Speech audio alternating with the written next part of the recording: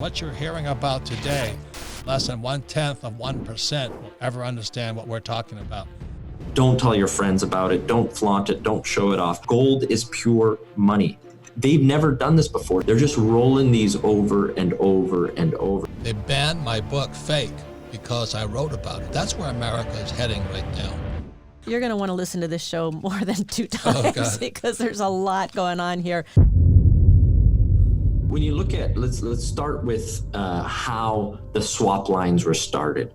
It was actually in the 1913 Reserve Act that Congress passed. It was never intended to happen. The shadow banking evolved as a short-term solution that really got out of control. So in 2008, when the global financial crisis happened, there's actually a government testimony of Bernanke trying to answer the questions about the swap lines and the shadow banking, and he couldn't answer it.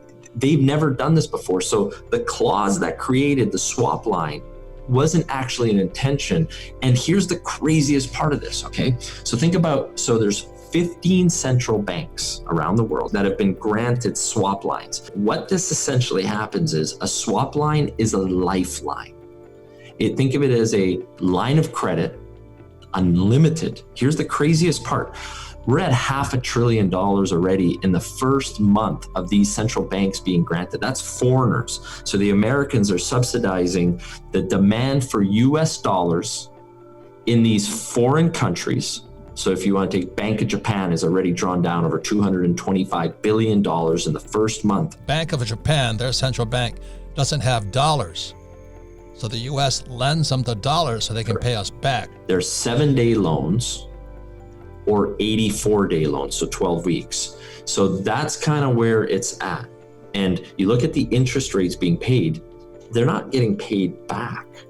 They're just rolling these over and over and over. So they take a 7-day, they roll it over to 84 days, and they just keep compounding. So the European Central Bank is out of dollars because Correct. I think 80% of the debt in the world is financed in US dollars. So when a bank like the European Central Bank runs out of dollars, our Fed extends a swap line, which means we lend them the dollars so they can pay us back. Exactly, but they're not paying it back. This is the whole point. They just keep rolling it over, right? So the debt keeps growing. But what does the European Central Bank or the Japanese banks do with these dollars? Well, it's not like the bank needs them. It's the biggest companies in Europe, such as Airbus, which is the Boeing equivalent, which has been subsidized for years. That's what the whole battle's been about. And what they do now is they take those US dollars, convert them into the euros, prop up the debt of a company like Airbus. They subsidize that manufacturing of those buses. And specifically now when the airline industry is on life support, they're using US dollars from the US Fed to put the lifeline into the European airline industry, which is directly competing with American Boeing.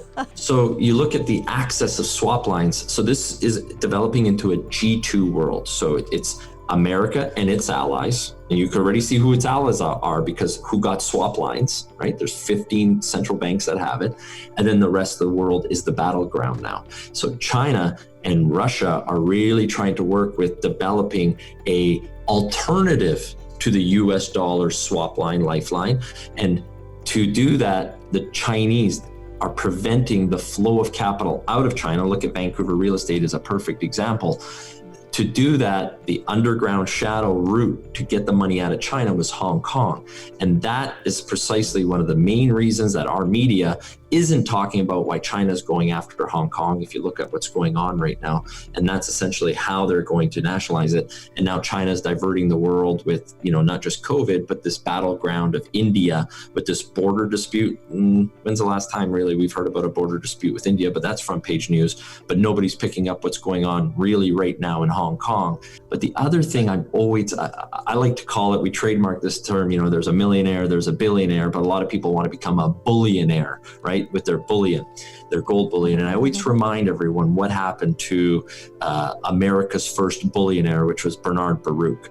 At that point, he was the American who held the most amount of gold bullion. It was a little over 2 tons of gold, which is about 75,000 ounces of gold. It's over $125 million of true wealth today.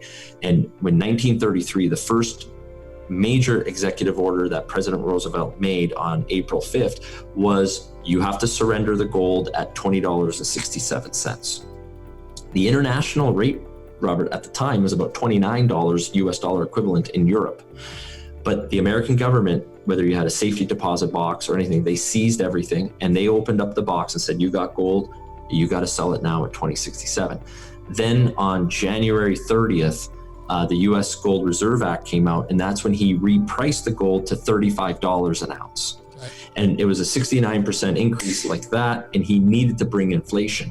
The only thing I'm trying to warn everyone who does own bullion, and you need to own bullion, first of all, don't tell your friends about it, don't flaunt it, don't show it off, but be very careful where you store it, because another thing, I think another step that these negative swap line nations are going to do is take a page out of Roosevelt's book and force people, and remember, they how America did it, they actually made these guys testify. They went to the gold miners and the bullion dealers and said, show me who you sold all your gold to. And then they went to those people and said, you have to sell it to us. That's what's going to happen to places in negative swap line nations, because gold is pure money and it's the quickest way to get access to US dollars. I believe in being a bullionaire. I believe in owning bullion, but I think before gold has its massive, incredible run, and I think Rickards is right, it's going to hit that $5,000 price.